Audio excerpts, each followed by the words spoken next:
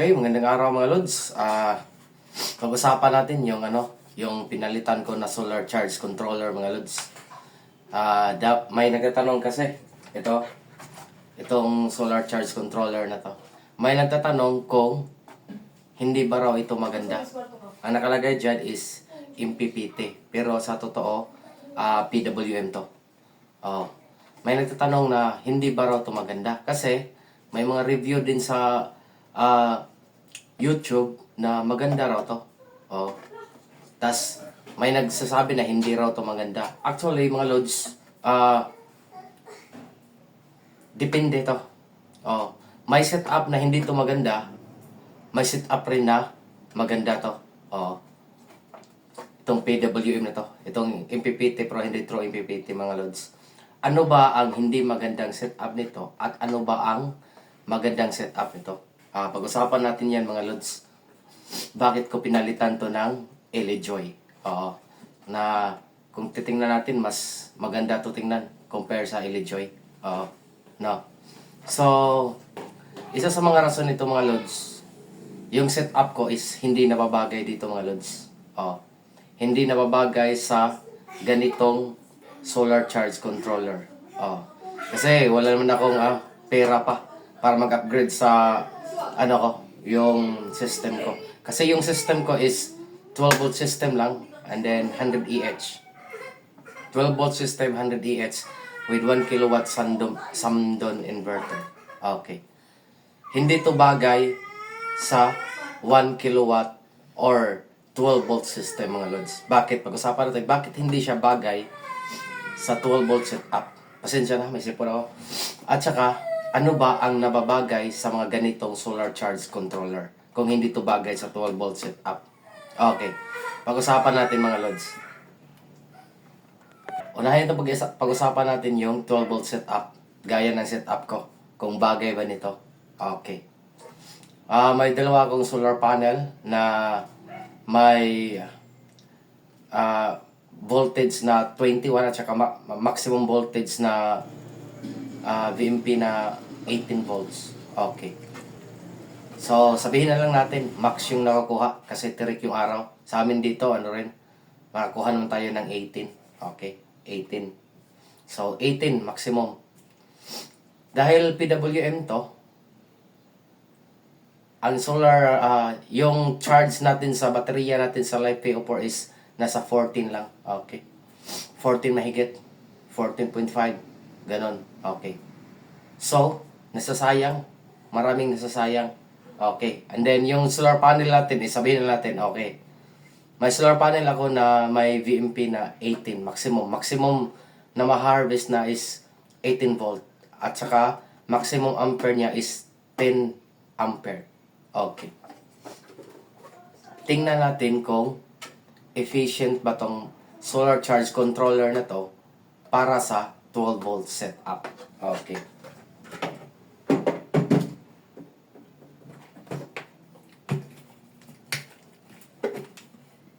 Max volt is 18. Max ampere is 10. Okay. Yun. Okay. Ito na mga lods. So, yung setup ko is naka-parallel. Parallel yung setup ko mga lods. Ayan. Okay, ground wire block. Ganyan. And then, punta dyan. Papunta dyan.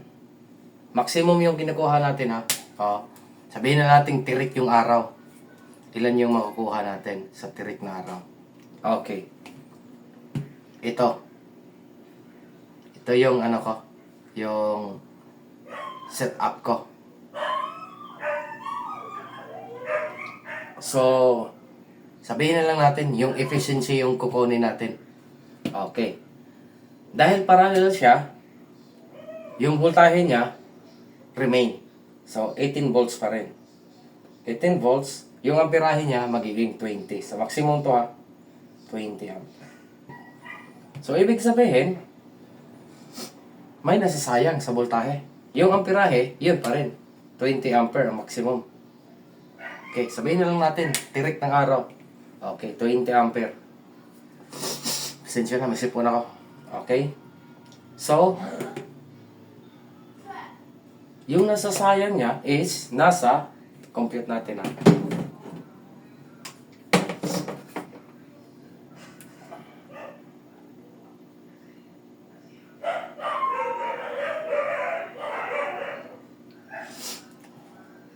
Nasa 3.8. Oo. 3.8 yung nasasayang niya. Okay? Since 20 ampere times 20 natin,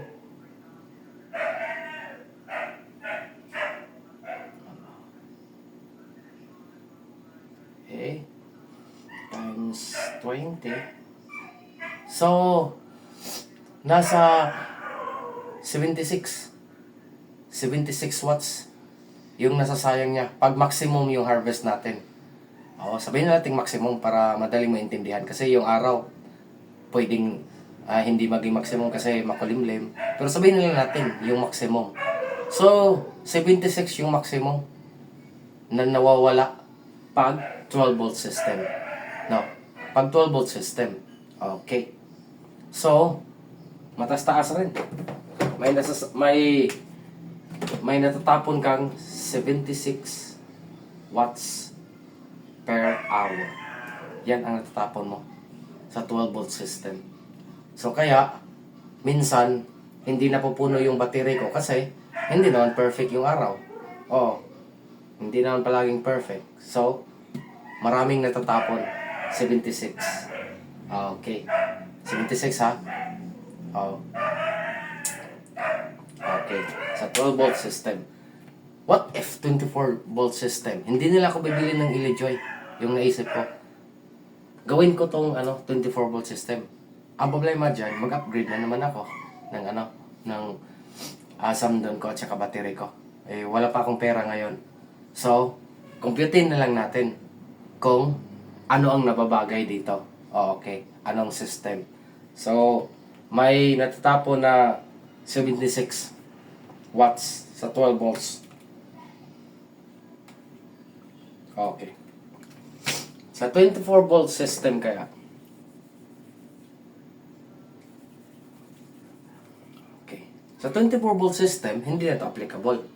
Kasi, 18 lang to, hindi makapag-charge. So, i-series mo to. Kailangan i-series mo. Sa 24 volt system, i-series mo na yung yung solar panel mo. So, magiging ganito na. Black, then positive. So, yung negative at saka positive, series mo. Okay. Then, yung sa positive, papuntang solar charge controller. Sa 24 volt system, ang charging niya is 28. Nasa 28 volts. Since naka-series, so ang lalabas na ampere dito maximum is 10. 10 na lang. 10A. Okay. Now, so, compute natin kung ilan ba ang nasasayang niya. So, madali na ito i-compute. Yung na-harvest niya is 280. Kasi i-times mo lang to. 28 times 10 is 280. Ilan ba ang nasasayang pag 24 volt system using PWM solar charge controller? Okay. Pag i-add mo yung dalawang panel mo, 18 plus 18 is 36.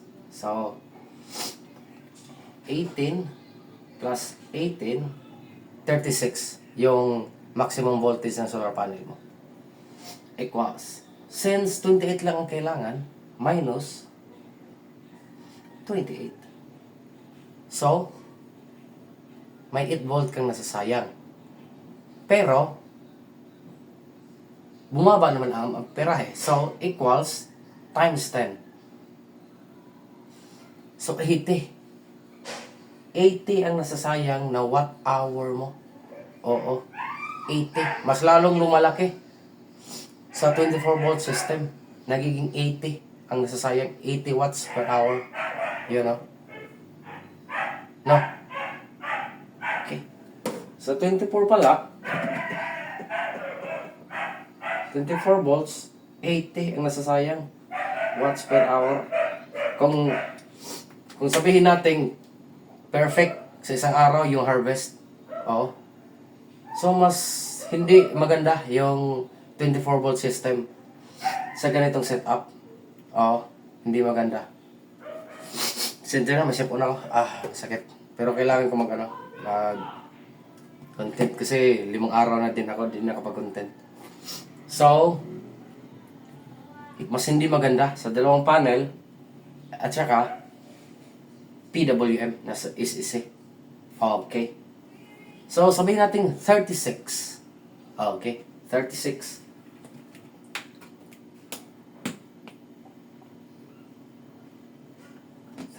Sabihin natin 36 na naman. Okay. Series pa rin sa 36. Sabihin natin, magdagdag tayo ng solar panel. Try natin yung 36 kung may masasayang ba o wala sa 36. Okay. Dagdag ng solar panel. Okay, mag-iiba na to. Sabihin natin, ganyan. Dagdagan natin ng solar panel para magiging 36. Kasi, bakit ba magdagdag? Na 36 naman yung 36 naman yung dalawang solar panel. Ikaso, yung charging ng 36 is 38.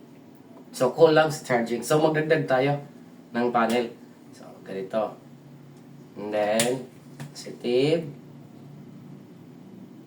So, kasi di pwede yung dalawang panel sa 200 watts para maging 36. Okay. So, 3 panel lang naka-series. So, 18 times 3. Ilan ba? 18 times 3. 18 times 3.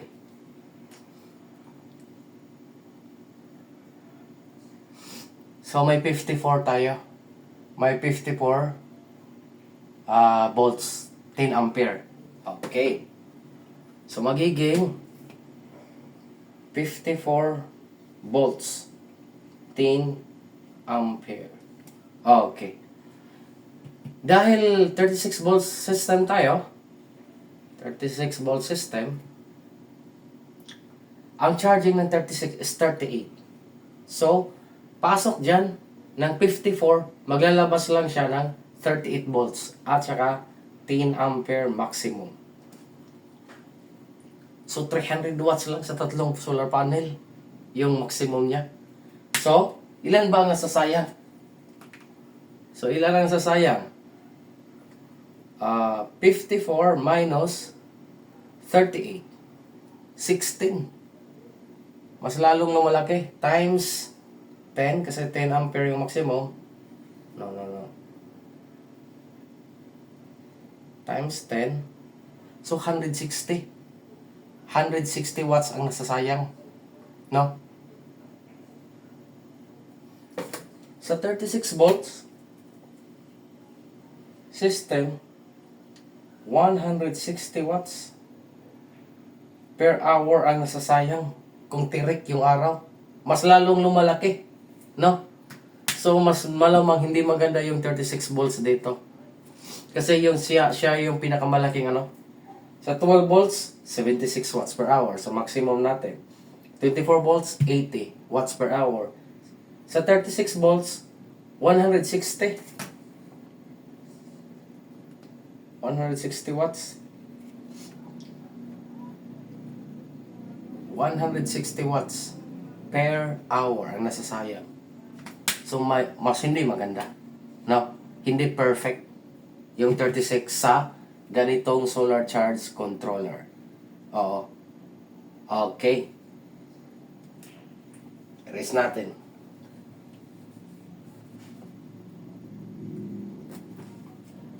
Okay.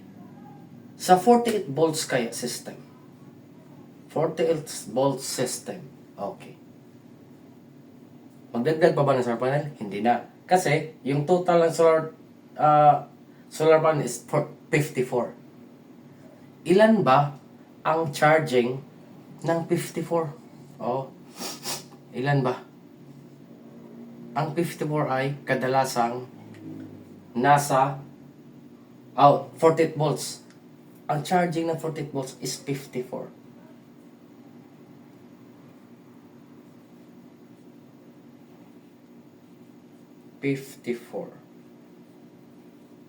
Yan.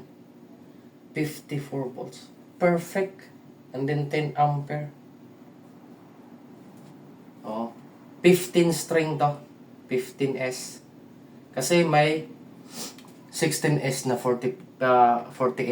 Pero 51 na yun. Yung 16S is 51 ata.